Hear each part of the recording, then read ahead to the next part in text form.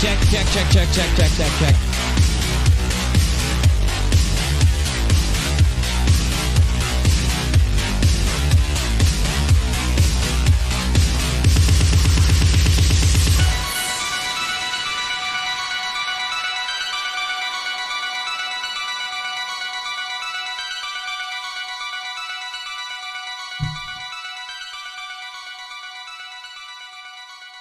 Well, because we've got some people hanging out who haven't been here in a while, they obviously don't have any rocks. And if you want to roll the dice, bet, gamble, any of that, you need rocks. So, free rocks coming at you. All you got to do is type in the chat, give me an emoji, or type anything else, and you'll be registered by Streamlabs to get a payout for 100,000 rocks. That's coming right up. Busy, are you there? Hey, what's up, dude? Oh, yeah. Great night. Oh, it's really nice out. Beautiful sunset. I know that you're talking about smoking crack. I don't want to talk to you about you smoking crack. So I'm talking about the sunset and stuff so that I don't... Will you stop talking about crack, Busy? It's freaking weird. It's weird. Oh, just roll the music in, why don't you? Roll the music in. You can at least let me yell at you about talking about smoking crack. So let's see here. Let me get this payout. Oh, how's my camera going? Is my camera okay? Yeah. It's not as fuzzy as normal. All right. That's not bad. That's not bad. Hey, guys. So, I'm pretty busy, and I don't have a lot of time to stream, because normally we'd probably be streaming till like 1 or 2 a.m. just because there's a bunch of stuff going on. But unfortunately, I've got to get these videos out. I'm sick and tired of not having new videos on UNIRock 2. And I'm gonna damn put the videos out. So I'm not gonna stream too late tonight. Let me go ahead and load these 100,000 rocks and pay them in about 20 seconds. There we go. Perfect. So yeah, I'll go ahead and pay in 20 seconds. So what I'll do is I'll try to just kind of blast through what's going on out there, give you a brief little description, and then we're gonna play Where in the World is Steb the Cult Leader? I tried to say it without laughing. Where in the... Okay, I can't. I'm not going to try to do it again. But we're going to play Where in the World is Steb the Cult Leader because... and of course, we'll be talking about in a very general location. We're not going to dox the man. He wants you to think he's in Texas. But really, he wants you to think he's in... the other side of the country. Or does he want you to think he's still hanging in Cali? Who knows? He can't keep his story straight for even a split second. Though one thing's for sure, he doesn't want you to think that him and Red's Rhetoric are on the run. He wants you to think Kyle's on the run. So how is Kyle Curtis on the run? Because the sheriff tried to serve him but couldn't, and left service with Kyle's supposed roommate, which makes me think you may not even have the correct address for him. Maybe this time you'll get it right, right? But the thing about it is, and I already paid the rocks out, so if you were typing in the chat, you're going to get them. If you're not, you're not. But the thing here is that they want you to think Kyle's on the run simply because the sheriff didn't serve him because he wasn't at the house when the sheriff went there. Some shit. How does that mean he's on the damn run? He's not on the run. We know where Kyle is. I know where Kyle is. I'm going to tell you where Kyle is tonight in this stream. Of course, not an exact location. Just telling you that he's in the same place where he's been this whole time, so that you don't follow into this narrative that he's on the run. Because the funny thing is, the real people that are on the run is either the people that are trying not to speak to the authorities involving the Toddy Westbrook threats in the lawsuit, of course, the lawsuit threats, or it could be, I suppose, a guy who literally told everybody 6 months ago he's not going back to the court and has been keeping his word the whole time, only for them to be out on social media acting like it's so shocking. Wow, it's so surprising that he's not showing up. It's not surprising when he literally told everybody he's not going to go back to court. I'm sorry, but that's his option. If he doesn't want to go, he ain't going to go. You can't force the man to go. So though, if you notice right here, that describes how I just described how Kyle's roommate, right? Am I saying this right, Busy? I'm right there. Okay. I just described how Kyle's roommate was doxxed by Cheshire minutes before I started this stream. That's why it took me a minute to get the stream going, because like I'm getting told all this stuff and we're trying to talk about what it all means and what it could all be and all this, and so that I can at least try to give you a little bit of a description of what's going on. But unfortunately, we're just going to have to stick with what we got now. I'm not going to wait even longer to go live just to tell you whether or not Steb successfully fooled you all into thinking that he hung out in Texas for his layover or something. Like, come on, bro. Or is he really in Boston? Or maybe he's back in Cali. Maybe he's in Australia. Maybe he fled the country. Woo, that'd be exciting. Though, yes, his Cheshire did dox Kyle's roommate with sensitive court material. And this is like the 52nd time they've shared something they're not allowed to share from the court, or something they shouldn't share on YouTube from the court, I guess I should say. We're allowed to share whatever we want, and it doesn't matter because we'll do what we want, but everybody else is a doxer. I mean, that's what they want you to think. The thing that should have never happened, though, is Charlotte being doxed. And I think a lot of people out in the community just create these battle lines that are drawn. And I know they do that because there are people out there that try to convince them battle lines are drawn. One thing's for sure, I've never seen Charlotte draw battle lines. I know she like very staunchly has held her opinion about things in the past, but she does update her opinion. To all my experience with her, which is not a lot, but still, she will update her opinion if the facts change. That's all you can ask. A lot of people act like we're little. They'll sit there and say, oh, these YouTubers think they're news broadcasters. No, actually, the people out there who act like YouTubers must do these massive full research reports every time they speak are the people that treat YouTubers as if they are news broadcasters. Mama T, thanks for Uni for having her back. We'll all appreciate it. Well, hey, no problem. Charlotte doesn't deserve to be doxxed. And I'm going to go into why, because if we don't back up what we're saying with like a full explanation, some of these people out there who are doxing people will be all like, I don't understand what you said, and I'm going to warp it out now and act like you said something different. So we're not going to let them do that. Cindy says, Uni, thanks for helping. We love Charlotte. We might be a bit brainwashed. I'm going to become a member because I know you're not a doxer and I trust you with my name. Oh, well, listen, you don't have to, because if you dono to me or you join my channel, I'm not even going to look. So some people will say I'm lazy because of that. I honestly don't like to dig into your guys' stuff. We don't get the only thing we'll ever get from you if you do that. That's why I tell a lot of people PayPal and YouTube, because those two things are pretty secure if you make sure to fill it out properly, right? And check the settings and stuff. But either way, thank you. Appreciate that. The thing that matters here, though, is just to tell you a little bit of a timeline of what's going. Jennifer, thanks for supporting Charlotte. Hey, well, thank you. Man, Charlotte's peeps are awesome. I didn't expect you all to rush in here like this tonight, but I welcome and I like having you. Thank you. The thing that matters is that here on YouTube, we as creators are either going to try to do one of two things, right? Charlotte's always been kind, even to haters. Thanks for supporting her. Well, hey, no problem. And thanks, Uni. Charlotte does not deserve any of this. Well, I agree. I don't think any creator does. And that's why I, of course, try to wait a good long while before, damning somebody as a doxer, because sometimes people do make mistakes. Hey, Susan, thank you. Well, no, thank you for being here and being you. Thank you.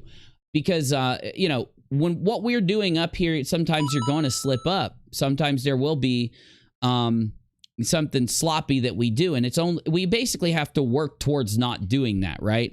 But that's not what's going on in this situation. In fact, I haven't got to it yet, but I talked about how Charlotte's been doxxed. Well, the person doing this to Charlotte wants to say that if Charlotte puts something out on the internet, then they're fine to seek it out wherever it's at, grab it, and blast it and having no reason, having no thing behind it. You understand what I'm saying? The way that I kind of make up my mind or determine whether or not, it's not just a completely, you know, black and white line in the sand, whether or not someone's doxed somebody. And that's one thing, if you recall, KJP liked to manipulate on or try to use to her defense when she would try to convince people by deleting something or not being completely transparent with something. She'd say, don't say I doxed because I didn't dox and here's why, and manipulate off that, which complicates things. Stacy, I'm glad someone's talking about this. Thanks, Charlotte does not deserve this. Anytime. Now, I'm going to have to do this. I will read every super chat, but let me get through. I'm going to do the intro and I'll do super chats after the intro. So don't get mad. I'm not going to ignore your super chat if there's more.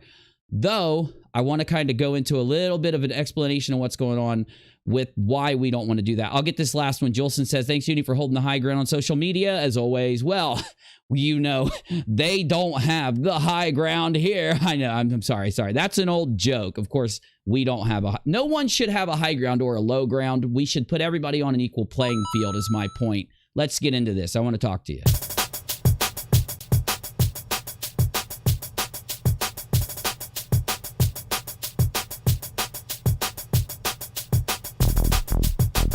Okay, I was saying this the other day, and I have to apologize to you guys because I make a lot of content on Periscope or Twitter Live, and I also make a lot of content over here on YouTube, so sometimes I repeat myself, so if I am doing that tonight, I'm so sorry. You just have to slog through it with me. One thing I think we should try to do is create an atmosphere where people are encouraged to give their opinion, okay? Because I think you can kind of cut it down the line. You can chop the butter right down the middle, if you get my drift, is what a creator is doing, encouraging people to give their opinion or to talk about something, or is what a creator doing the opposite and trying to discourage them from speaking up. Let me use this thing that I've heard, and I don't have all the details. I don't care to have all the details. I just want to make a few points about what I know's happened. So I know that last night or the night before, may have even been early today, depending on your time zone, a YouTuber pulled up, they seeked out details, personal details on Charlotte, and found social media accounts that were in her real name, as I've been told. So I'll update it as we go if there's more to the story. But then they showed this, and kind of just for no reason, I asked, the first thing I did, and I've been really short with my moderators and administrators today. Let me apologize to them right now before I get going, because it's been hell dealing with me, because I get a little bit short with people when we start talking about this kind of thing. I find it repugnant, and it's one of those things I hope we don't have to talk about going forward, but in all reality, the only way we're not going to ever be able, the only way we're going to stop talking about this is if we show people that we aren't going to try to cancel you for your opinion. We're going to try to cancel or not support someone that does that kind of thing, where what good does it do to go to a private or someone's social media? Now, if you want to grab a screenshot of a post that they posted on a private or personal social media and show it on your channel, you should say why.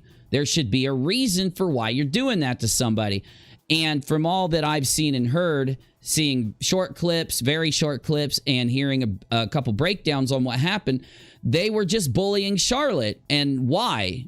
I wonder why somebody would start bullying Charlotte now. Look, by the way, when I say bullying, I'm not saying you can't laugh or joke or go back and forth over opinions. When I say you're bullying somebody, you're trying to basically imply or draw this like impression that you're seeking out their personal details to make them nervous or to make them think you're going to do something to them or try to hold their past against them or something like that.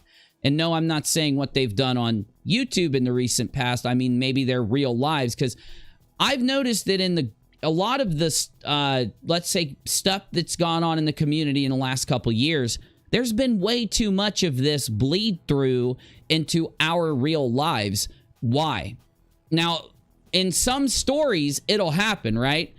I know that we could use an example of a story I was involved in years and years and years ago, where a YouTuber had lied to a lot of people to collect their social security numbers to fool them into thinking they could get them a big payout of money by using their social security numbers, right? Anyway, I'm not going to go into that whole thing, but that YouTuber, part of the story was for people to talk about how this person moved from this state to that state to this state to that state when doing these different phases of the con they were performing. Now, if you're going to talk about location and that kind of thing, and it's part of your story, I'm down, right? You have to, that's one of the main criticisms against Katie that was out there that got the entire community listening to people. When people found deleted clips or things that she had tried to minimize that she had done to show somebody's private details or location or private tax things or business dealings or just things that didn't matter. Like, let's use the Jeffree Star situation as an example. I remember when I was doing my criticism against Katie. Now, this is while she still was talking to me the first time. I had brought up the Jeffree Star thing, and I said, you know, why do you have to go and look up all of Jeffree Star's, like, really personal business information? What did it do? And I didn't get an answer from her, and that kind of told me everything I needed to know. And if you watch the video I did after on that topic, I disagreed with her reasons or her doing that in general, right? And in this situation, it's the same thing, especially when it comes to both of these, quote unquote, to kind of like keep this shortened and not have to repeat myself a lot. We'll just say they're doxings. Did they dox Charlotte? I don't know. Did Cheshire dox Kyle's roommate? Yes. And Kyle's roommate is not anyone that has anything to do with the situation. You could have just blanked that shit out. And of course, Cheshire is going to use the excuse, well, this is a court paper, so I'm allowed to share it. And I think that's the point, right?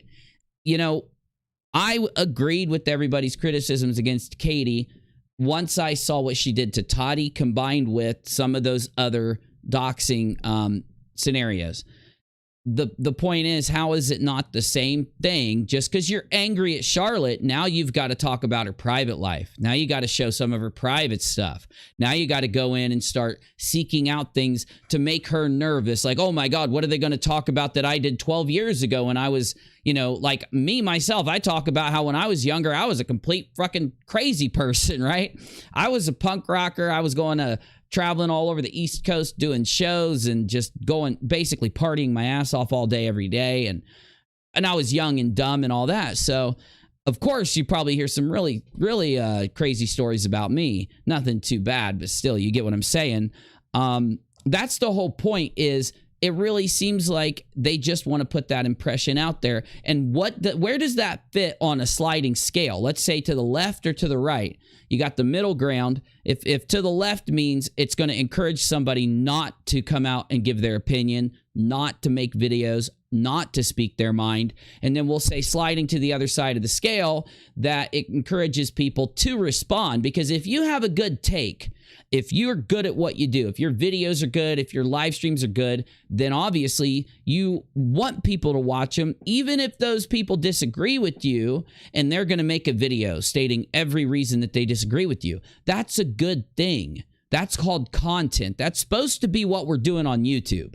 And what we're supposed to do is make our content, do whatever, like the best we want to do, or if we're just trying to bust out some content, just do a normal job and let people make up their mind whether they watch us or support us due to that, right? And I don't know all the details of what's happened to Charlotte, but I will upload a video on UNIRocktv and talk about it. I'll put it on my actual, because you guys know this channel is just a brand new, this rockAlot is a newer channel where I only have a few thousand subs, and my other channel is where I try to upload content that I actually work on, and I'm going to cover this topic on that channel. The issue is there's just so much craziness going on, because one thing, there's a lot of things happening out there. People are starting to realize that YouTubers have been lying to them about things like ROs and NDAs and all this garbage. And when the proof is put in front of them that this has happened, then we start to see this group of people then starts to target them if they change their mind. It's almost like they're trying to say, hey, now, see what happened to Charlotte? See what happened to this person? If you change your mind like them, that means, by the way, changing your mind, you're not going to watch the people who lied to you anymore. You're not going to watch the people that tried to minimize something or skip over a very important detail because they don't want you to know the truth of something that happened. You know, don't watch them, because the same thing is going to happen to you that's going to happen to Charlotte. So that's encouraging people not to speak up, not to make content. And how's it fair, by the way? I know you'll say, but every content creator doesn't have to encourage other people to speak up. Yes, they do. Because if they're not, then why do they get to say that they have a voice? And I'm not talking about, like, one thing people have to start doing is separating opinion from things that have no bounds on opinion. Doxing somebody or harassing them or trying to make them nervous to post something or to talk about a certain subject is not a matter of opinion. That's not a matter of, like, whether I agree with you or not and how I'm going to respond if I want to, you know. That's a matter of trying to sway somebody away from doing that. So my point is, how is it fair that the people that do this constantly, they think they should just be given free rein to speak their mind while encouraging other people not to speak theirs, or penalizing people from speaking their mind? And one thing you'll always see when looking into these kind of situations, these tactics come from people who are lying, trying to cover lies. Now, maybe in some situations that won't be the case, but a lot of the time, if somebody's being real with you, and if they've changed their opinion on something because of, you know, new information they've learned, they're just going to come and update you. They're just going to tell you.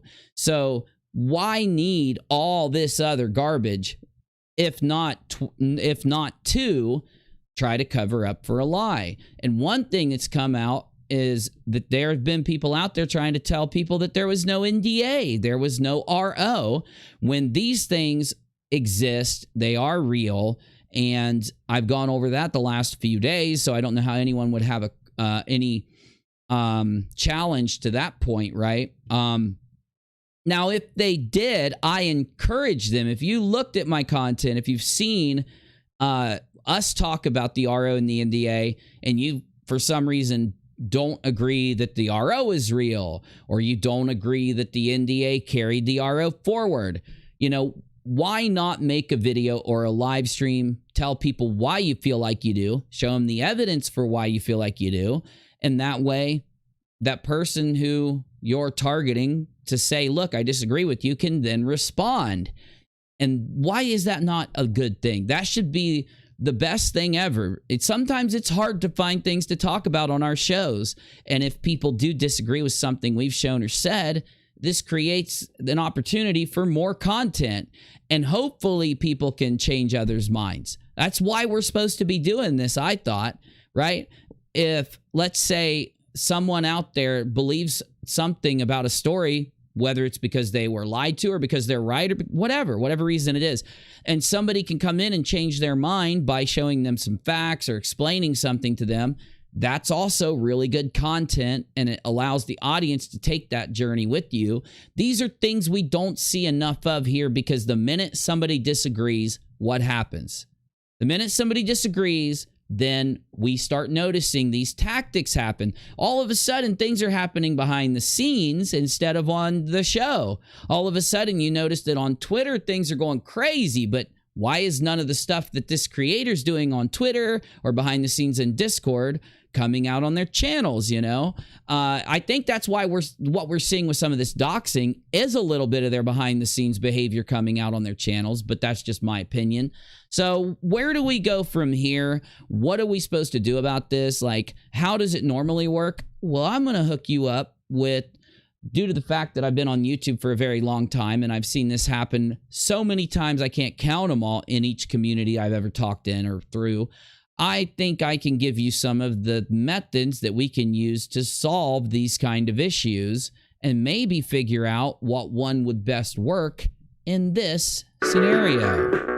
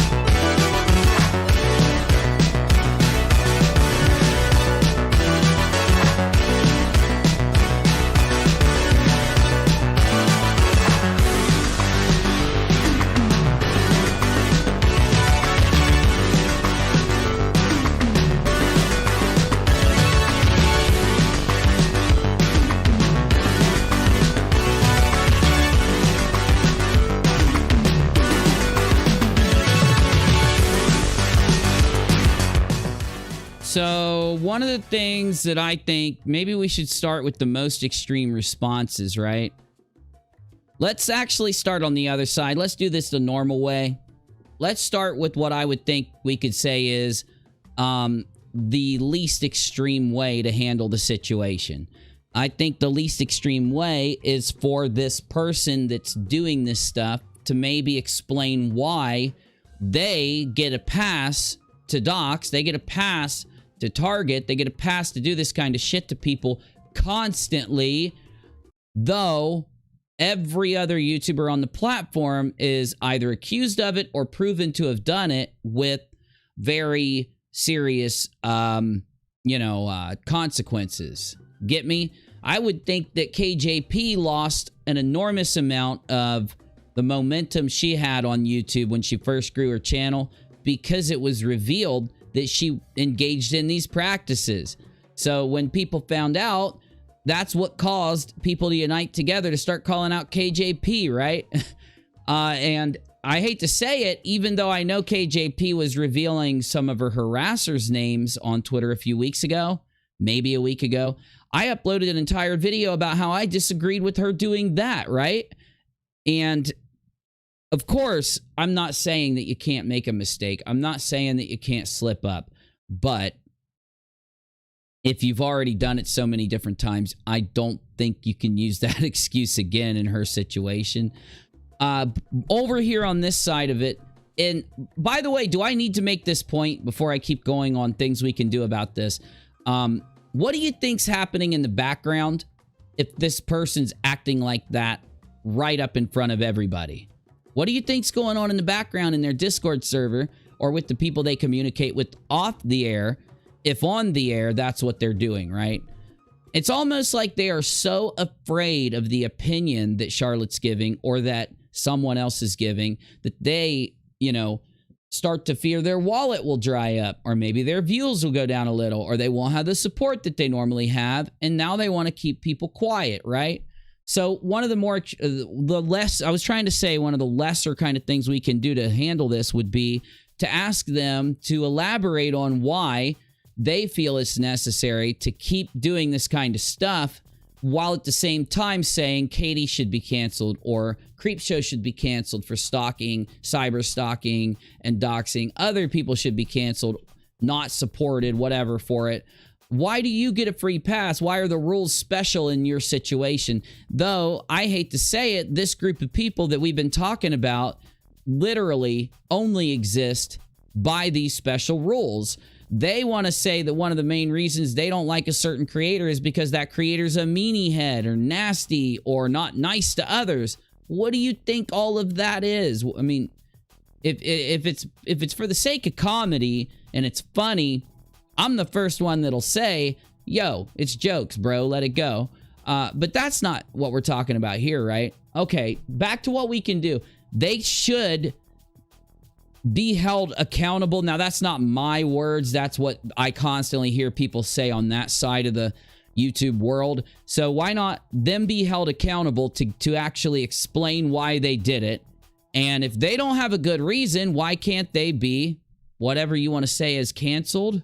Or people maybe not support them until they stop this? Exist on your commentary, your response. Like, so for some reason they've got this issue with Charlotte, and yeah, I know why they have an issue with Charlotte, and I'll go into it later, maybe, or maybe I won't.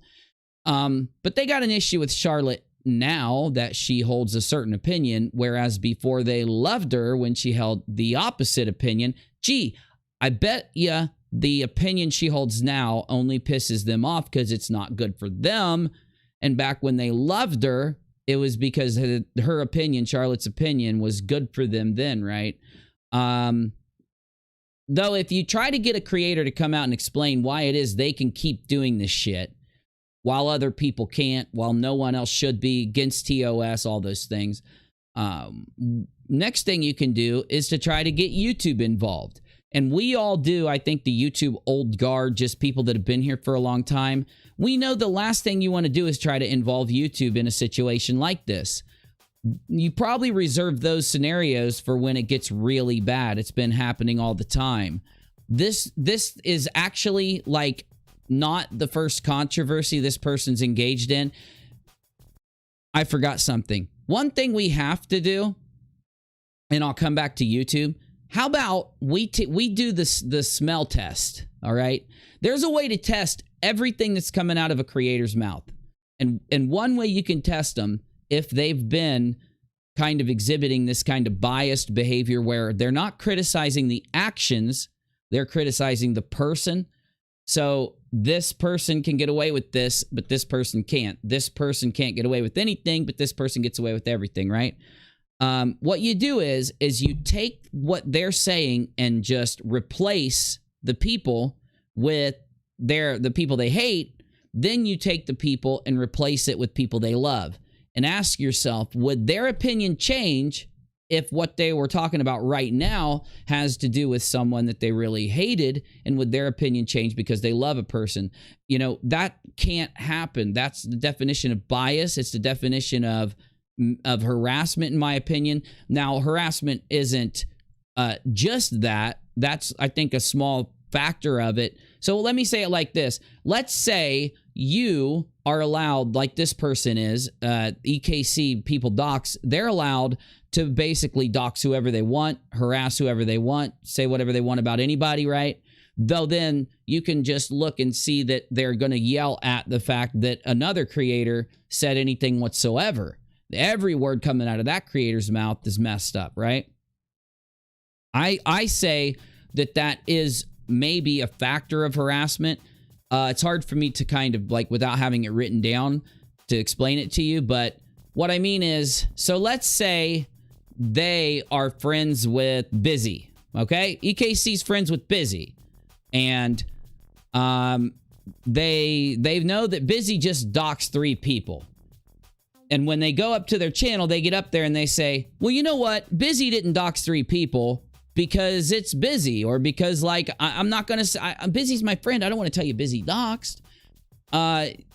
You can look at a situation that's identical to that, though, and see that when it wasn't Busy, when it's the person they hated, I think the harassment is in the misapplication of that standard. So to say it a little clearer, I think that the how you can tell that it's harassment, or that they're doing it on purpose and then trying to lie or to be deceptive to cloak it, is in being favorative or allowing one person to do whatever they want and then saying that the other person can't. I know I'm not making too much sense, but I think you know what I'm saying, right? The fact that I let this person do whatever they want and I never criticize a damn thing about them is me not only not harassing them, that is me being biased for them. But the fact that this person can just sneeze, and I'll talk about how it caused a hurricane that killed 5 people, is, in my opinion, the harassment. It's them lying. It's them being deceptive about what they really think about someone who doxes, and changing that opinion at a moment's notice so that they can manipulate you. And it's about time that people start realizing that it is to manipulate you. It is so that they can kind of deceive you, right? Because they're true in their mind. They know what's fucked up. They know what's wrong. They know what they should or shouldn't be doing, because they couldn't have criticized, you know, who at Busy. They couldn't be mad at Busy for doing it if they didn't know that it's fucked up. So why is it that their friend gets to get away with it and never be criticized? And we've seen that a lot lately. And there really is no other way to say it. Whether or not doing that is harassment, that wasn't what I was trying to say. It's more because they're harassing one person that every single thing that person does is automatically bad. Now, you could come back to me and say, yeah, but some people just think in extremes.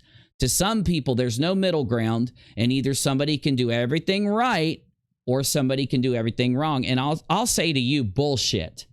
And the reason why that's bullshit is because they don't hold that same kind of opinion, that negative opinion towards any of their friends.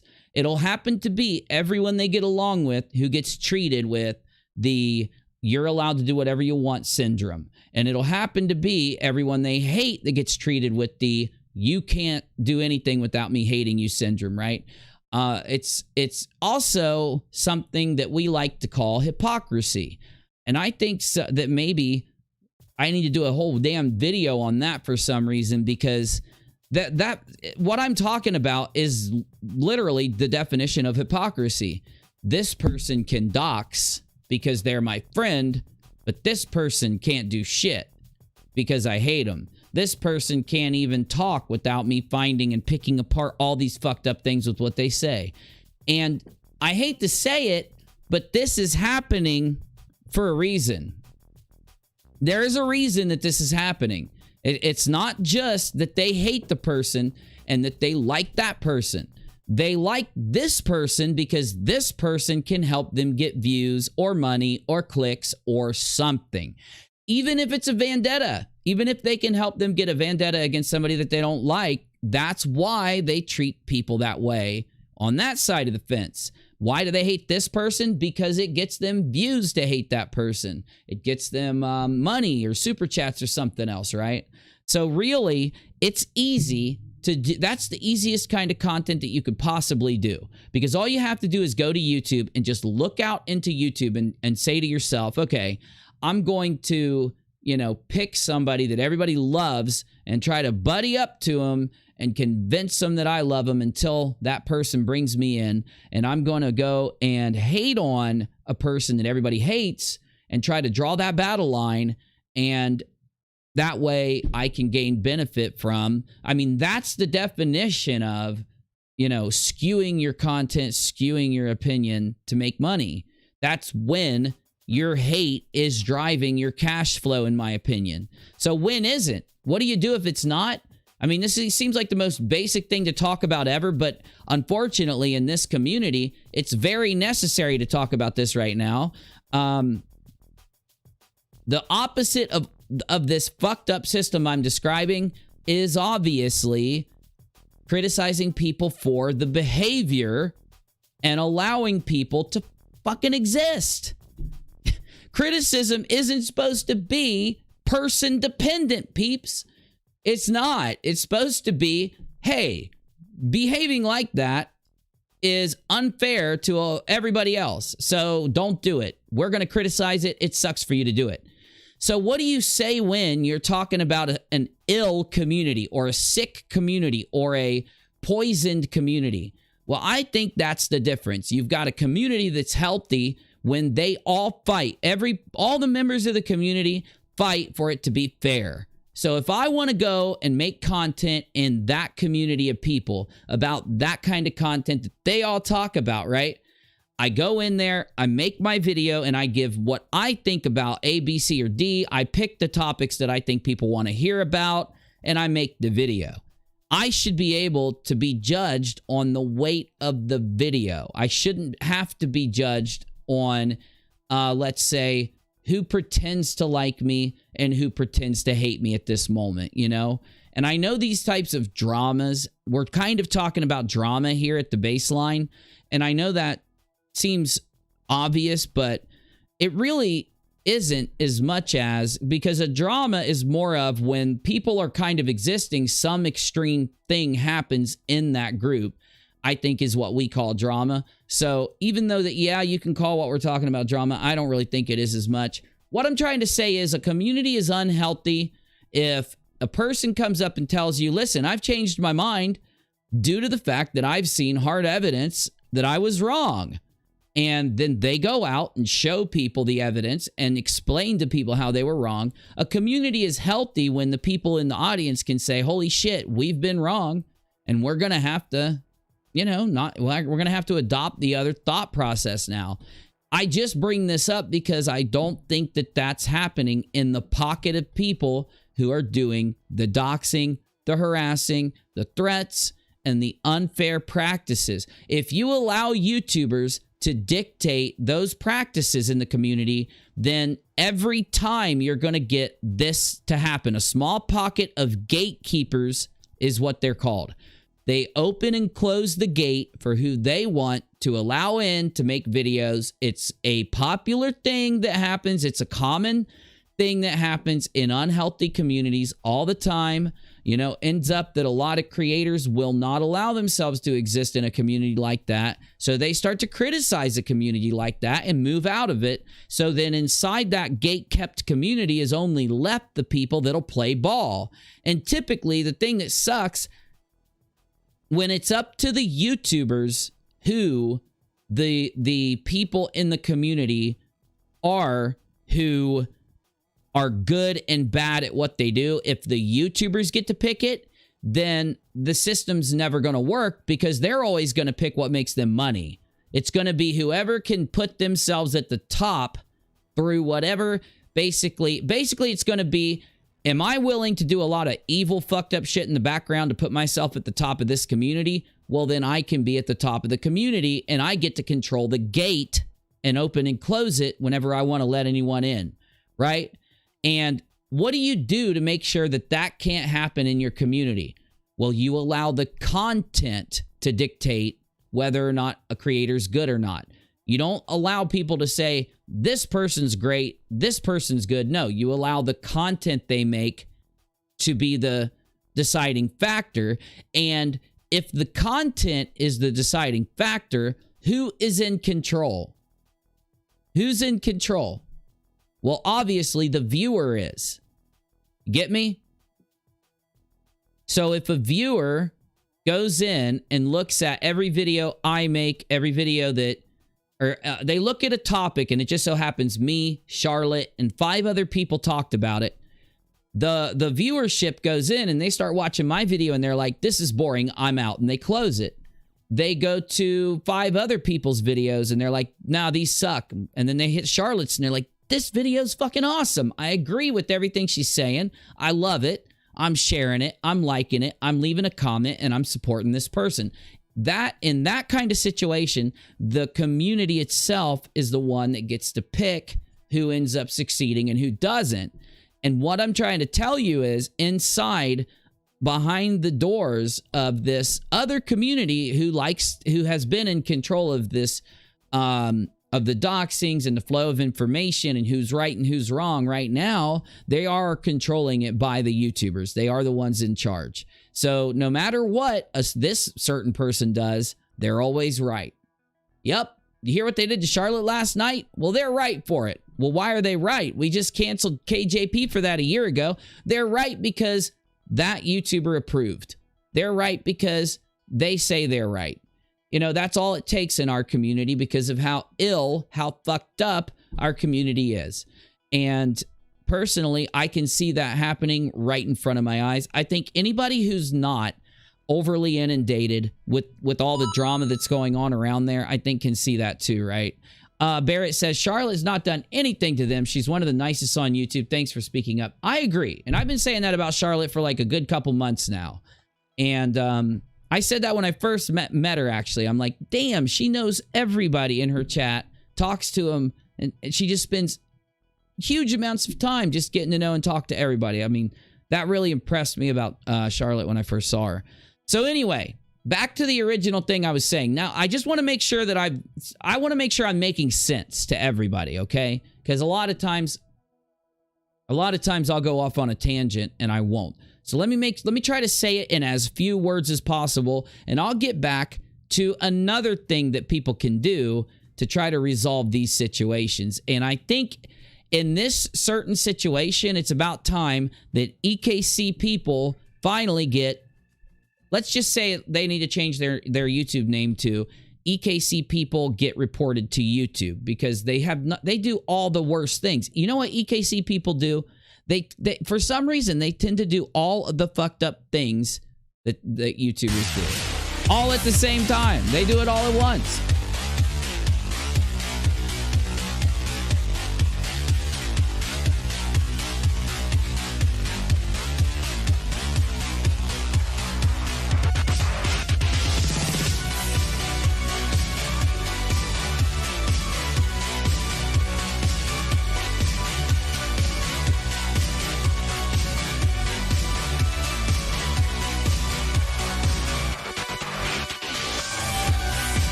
I'm dead serious. When it gets to a point where the same people are continually doing the most fucked up shit every time they get pissed off at someone else, you finally have to bring in the big guns. Somebody at YouTube needs to look into this and see the amount of doxing that not just EKC, but her best friends, Tina, Steb, and SHESH, and these other people, because it's not just coming from EKC. I hate to say it, everybody knows by now that for a good long while, I've been talking about my normal content, but when I do talk about other content over here, it's typically because there's a development in a story that has to do with me tracking a targeted harassment group across YouTube and the people that they target. And I've just been, when not doing much else, when I have extra time, I try to keep everybody updated on what this group of people who are utilizing every dirty trick, every dirty tactic, every anti-TOS measure they can. By the way, there's a reason that the terms of service are what they are, that these certain things are against TOS. There's a reason they are. And it's because YouTube has witnessed that they either are extremely bad for the person that happens to at the time it happens, or that it will lead to even worse things happening in the future. Old Man Dan says, busy, don't let Julie Virgo hurt your feelings. Why does everybody keep talking about Julie Virgo? I need to know. Everybody talks about Julie, and nobody tells me why. They always talk about her, but nobody tells me why. Anyway, she seems really popular. I don't know. Anyway, so back to what I was saying. I mean, what is this? The 10th time this person's done this, and it's the 25th time that her friends have done this, and the people even that are around them who support them will sit there and watch them do this stuff and just cheer it on, and it's all because of hatred. We just need to go ahead and just say fuck it and get to the point. The point is that this is not constructive criticism coming out of these people. They're not sitting there. Okay, if I go and look at a group of people criticizing Katie, I'll see them doing what every other community does on YouTube, which is they talk about what Katie does. They talk about how it's bad, how it leads to bad things, how it gives her an unfair advantage, how it takes away other YouTubers from having the option or the ability to stand and people be judged by content. That's typically what criticism not only is to be able to identify that that's happening, but then to go even further. Busy, Julie told me that you were a cunt. Oh, she did. Busy, you hear that? Did you hear that? Yeah, Julie said that. About you. No, about you, not me. She said that about you, bro. Don't even try and flip it on me. Anyway, though, so it's not just, criticism isn't just to say, hey, these fucked up things are happening. A lot of YouTubers are good YouTubers or good commentators because they take it a step further and they let you know what needs to happen so that the fucked up stuff can stop, and that what is the goal? Like, what's the goal of constructive criticism? What's the goal of good YouTube criticism? Well, of course, it's so that YouTube gets back to being an equal, a fair playing field. So that even if you don't have a YouTube channel and you're watching me right now, so let's say you just say, you know what, I've had enough. I feel this way about this subject. I feel that way about that subject. I'm going to record a video and I'm going to upload it. It's YouTube and the communities that we're in are supposed to be that way so that you can put up what you think about something. And if you impress people, if you are really good at it, or if there's some other thing that people really like about what you do, you'll take off. And I'm sorry, but where is that coming from the other side? And I'm not saying you can't put, you know, meme and joke and all this, but where you see all the hate and the vitriol for Katie. Well, what happened when Charlotte changed her mind on a few things? By the way, Charlotte changed her mind from looking at facts and looking at the truth that was there and not being scared to tell all of you what was happening, right? We all noticed that when Charlotte did it. Like, Charlotte was one of the first people to look at what was going on with the Nat thing and say, hey, something's fucked up here. Well, guess who turned out to be right? Charlotte, right?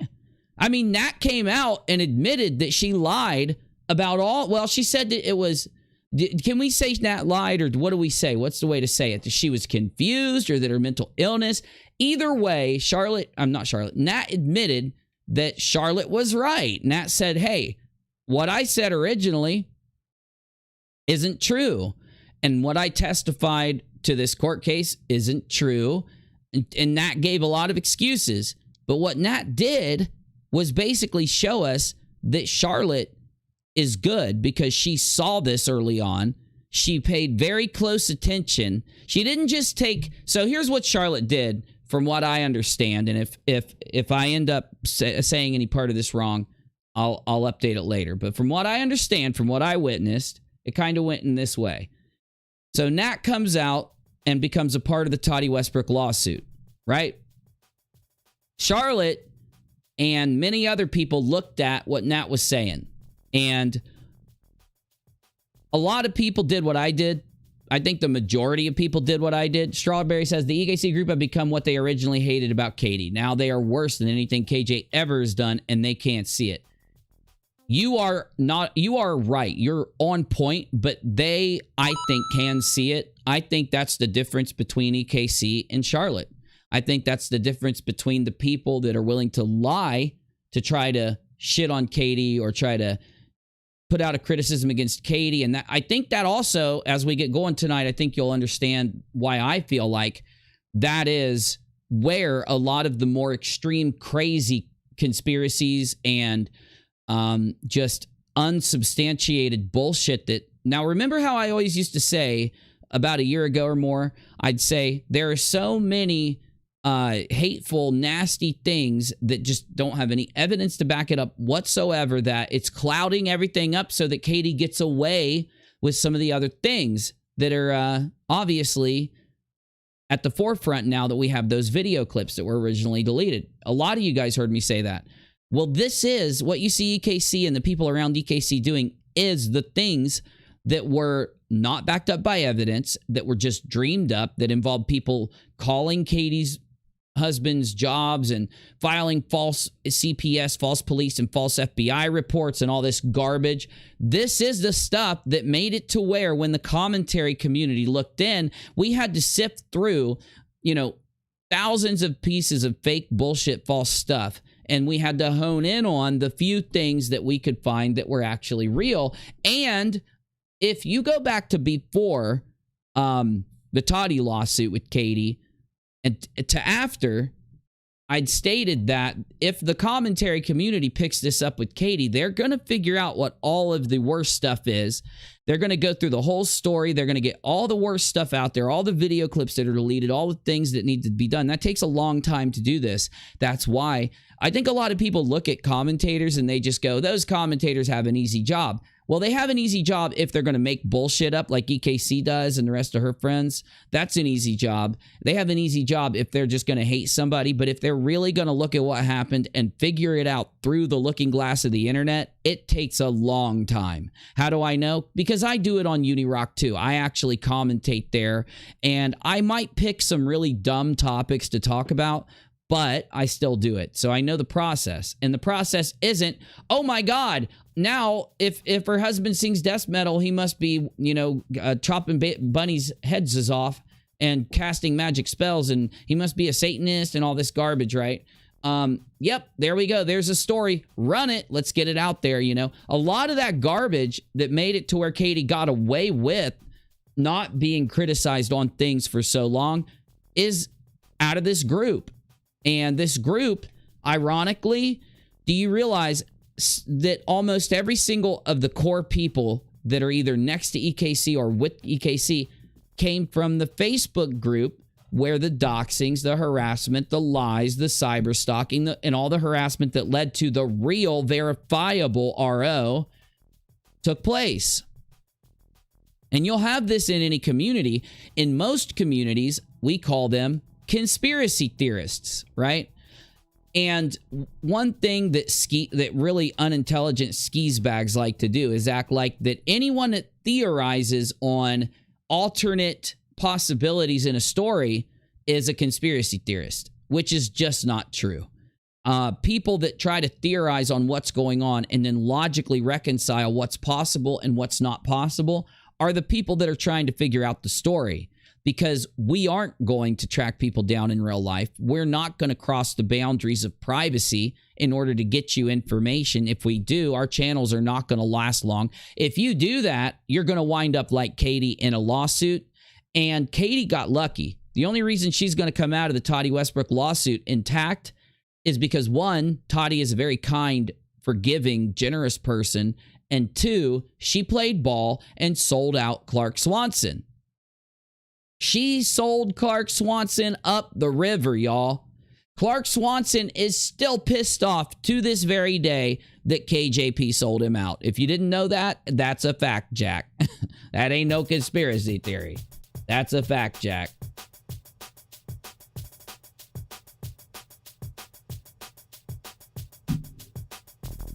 Now, let me get this done, because if I don't, it'll never be out of my head and I'll go crazy. So Charlotte looked at the Nat situation, and like I did, I said to everybody, I'm not deep diving on Nat. I said that when Nat came out. I told you I wouldn't deep dive on Nat because of Nat's mental issues, right?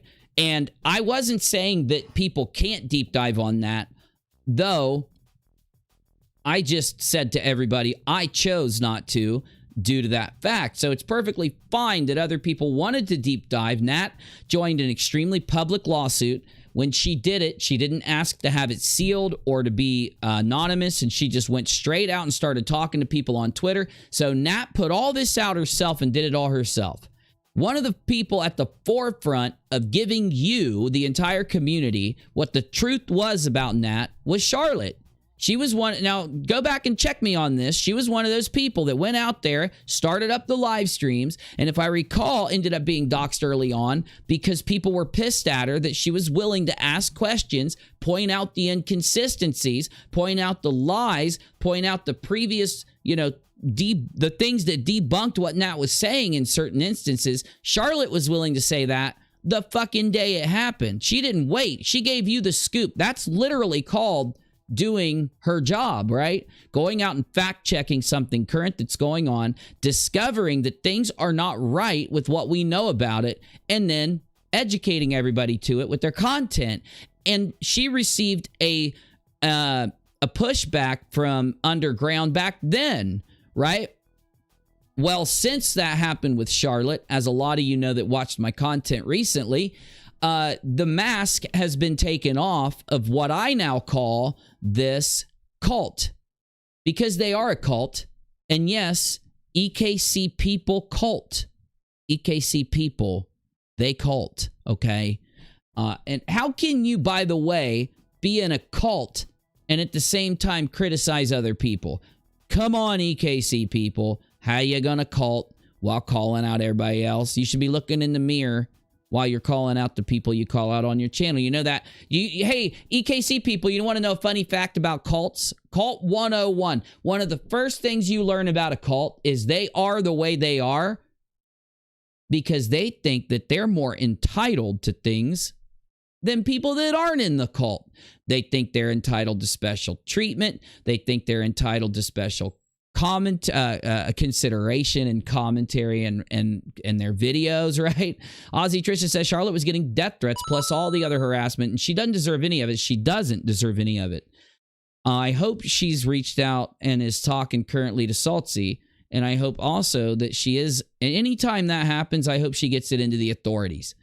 And YouTube, because you can email YouTube. If Charlotte doesn't know how, I'll try to reach out to her like this week sometime and give her some of the, I'll hook her up with some stuff that I don't want to talk about right now, okay? But I'll definitely give her some, if she can keep a secret, I'll give her some YouTube secrets on how to get in touch with YouTube, okay?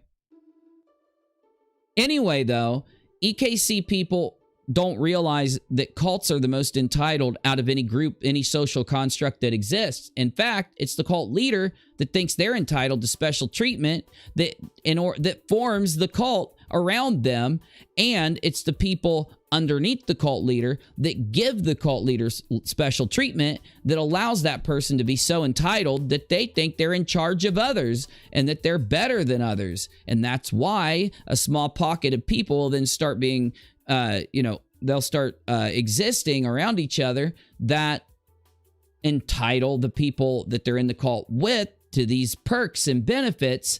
And it's the only thing that keeps people in a cult or allows people to join a cult. If there wasn't these special benefits and these perks and these other kind of like, the special treatment, off the hook kind of treatment, to get out of things, there wouldn't be a cult. The cults would never exist in society whatsoever. And the fact is, cults do exist. The fact is that in this situation, this is a real, definable cult. I'll tell you why in a few minutes if you want me to. And EKC people is one of the most entitled cult members in the whole cult. And that's just weird to me. So entitled. Okay, give me 2 seconds. I got to pull up a page.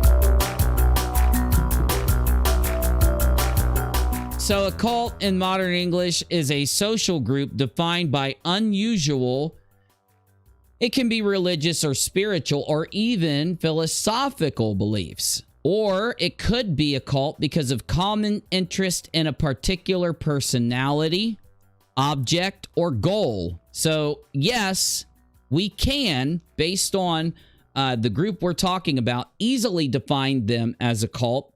If we're careful and if we're thorough, which I will be, of course, because I have a full video coming out unmasking this cult on YouTube. And yes, Charlotte has been targeted by a cult. The sense of the term is controversial, and a lot of people will define the word or the terms for being for a cult or being in a cult in different ways, but we'll handle that when I talk about it, right?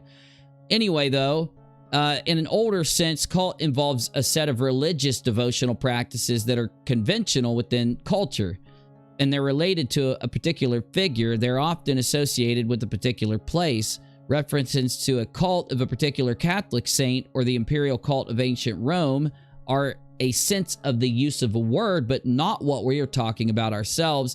The literal and original sense of the word in English is derived sense of excessive devotion. Okay? Excessive devotion. So point number one is, do you believe that these people are excessively devoted to what they do, the social structure that they've created around what they do? Do you think that they believe they're given special treatment or special rules? And do the people who they target then sometimes end up they'll hate that person for something that someone in their cult does on a daily basis, but because it is a cult, they'll let the person in the cult off the hook, or the cult leader off the hook, while hating Charlotte. Damn, we just talked about that, didn't we? Anyway, sociological classifications of religious movements may identify a cult as a social group with socially deviant or novel beliefs and practices. Novel here basically being new, or following from new, or some type of new way of thinking or new congregation, right? And it's often unclear, but research presents a less organized picture of cults, saying that they arise spontaneously around new beliefs and practices. So basically, no, just because you gather around with people to do things in a group doesn't mean you're a cult. It's the insane level of devotion, the offset of the rules. A lot of times it'll have a monetary, a money aspect. And yes, this situation heavily has a money aspect. A lot of times there will be a sex aspect, because, and the reason why, you got to ask yourself why some cults will have the sexual side to it. And it's mostly because of the power struggle that can evolve or even devolve because of sex being added to these situations, these types of social situations. We can kind of lessen the amount of role that sex has in this cult of people, but we can definitely replace it with the role that money takes. And because money takes such a big part of what makes this cult tick, it replaces, or it kind of substitutes for the lesser sexual part of the cult. But I don't think you'll be surprised to find out that, yes, a sexual side of this cult is real and does exist. Anyway, though, and what do I want to show you about this? Well, there's not a lot of really academic research on how cults work. Why is my bandana invisible right now? Oh, it's your fault. It makes my head look like it's disconnected in the middle. Pull down my hat. That's your solution for your bad management of my stream, is to pull my hat down? Okay, Busy, fine. I'll try, but man, you know, I should hire a new soundboard technician, because you really are bad at this. You're really bad. Anyway, back to what I was saying. Just because a lot of the research into cults has been like set into place over religious movements, it's because religious cults are, I would say, one of the most common types, okay?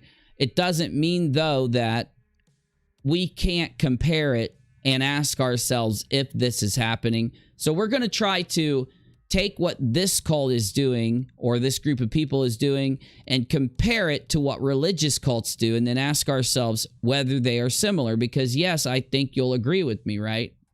Anyway, where is it? I wanted to read you a very specific part here, but and no, sorry, I've been working on video production today, so I don't have a lot of this stream ready for you. Most of it I do, though. Let's read this spot right here.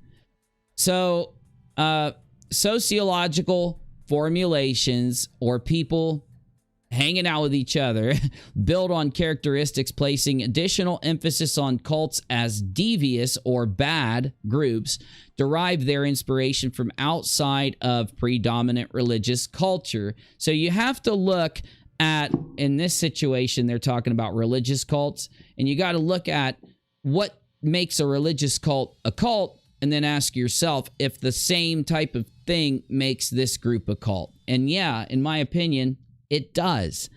Hating particular people, it doesn't have to just be KJP, right? Because I don't think any of us should hate KJP. We could maybe strongly not like her, or think that she's bad. Leroy coming in with the banger. Thanks, buddy.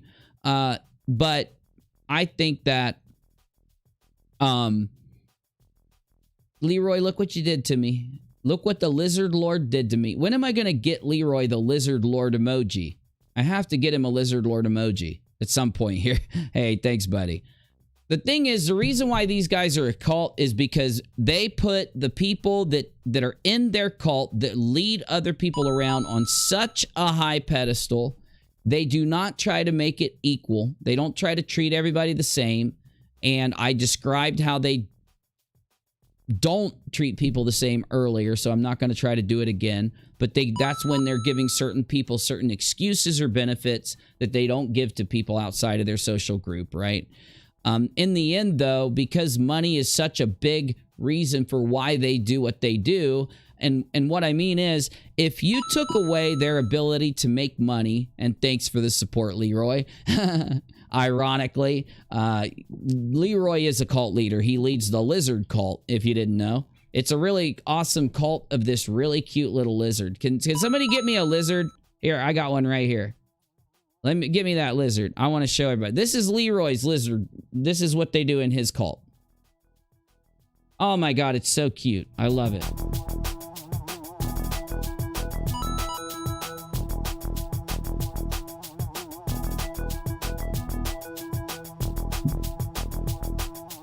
I love it. I love it.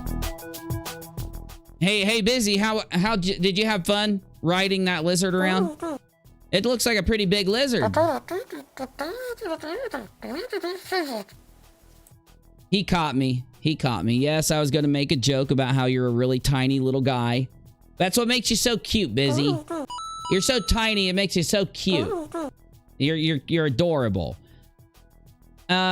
Without having to give you a big boring rant, I'll save it for the video that I'm going to upload. The benefit that they give to the person leading them is driven by money.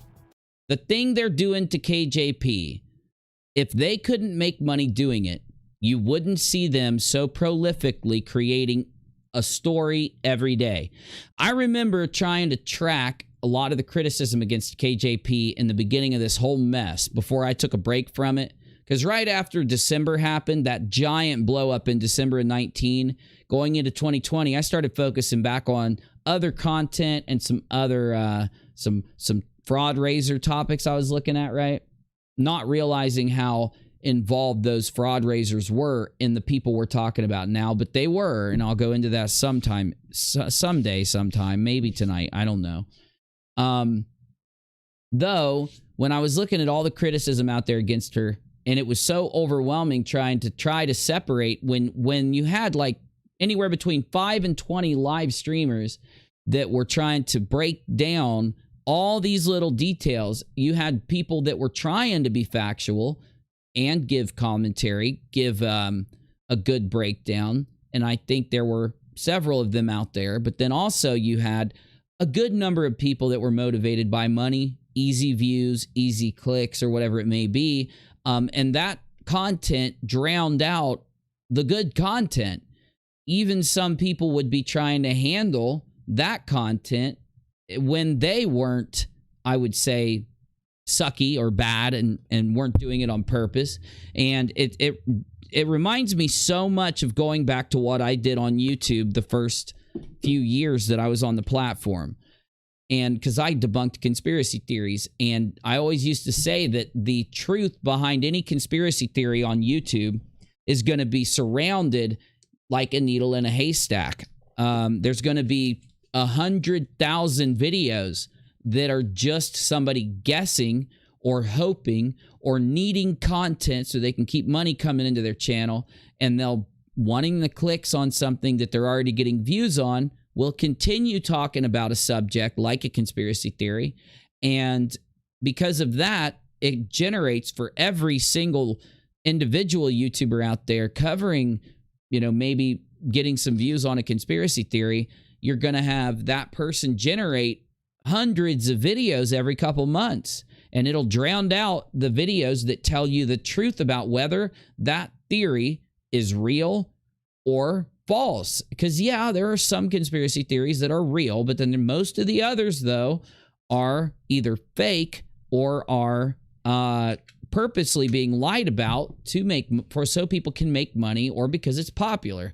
And there's so much in line with trying to find the truth behind a conspiracy theory on YouTube back when YouTube was more open of a platform. There's so much in common back then with what you saw going in, trying to dig through, that, you know, when you notice not just the stuff about the husband being a Satanist, and I mean, I could just name so many crazy things that we'd look at and just be like, this is insane. Not just that, some people purposely cover petty things, and they cover it on purpose. Yeah, there's nothing wrong with covering petty drama. There are YouTube channels out there that make millions of views covering petty dramas with certain reality TV shows or certain celebrities and such things, right? So I'm not saying it's inherently bad, but when the claim is that a YouTuber out there needs to have this content made about her because it is, you know, true or real, or because people need to unify to do something, what I ask myself now is, how much of that was buried in the garbage that was spammed just so somebody could make an extra $100 that week? And it's a lot. I think over 90%, 95% ended up being for people to make money. But that, talking about whether or not they are a cult, if you're here on this channel watching me talk right now, you probably are at the wrong place if you don't think they're a cult, because even though I'm going to upload a video breaking down why they are a cult, assuming that they are moves us into the next topic, which is, due to the fact that they are a cult, now they've got a built structure so that any information that would be bad for them is immediately filtered out. And any information that would be good for them is brought to the top and spammed and focused attention to on even more so tactics that I call undesirable or unfavorable or wrong will be assigned to lesser members of the cult due to the fact that they don't care if they're kicked off of Twitter or YouTube, right? What we've seen with some of the assigned doxers out there who hung out with these people. And those tactics you would normally not see in a story out on YouTube. So whereas in some stories, people just won't want a chance losing their YouTube channel by doxing people, or by mishandling private data, or by trying to threaten somebody, or like with what happened to Charlotte, getting an overwhelming amount of death threats and an overwhelming amount of doxing, coincidentally, right when she starts to look at these other inconvenient truths about the thing that this cult hates. A cult has to draw everything dealing with them as the best and everything not dealing with them as the absolute worst. And that's why if Charlotte is out there and she holds the opinion, let's say, that Nat is, because Nat is in the mind of the cult, the person that's going to take down KJ, right? Every normal person on YouTube isn't going to care if Nat's telling the truth or if Nat is lying, as long as the people out there in the lawsuit know the truth,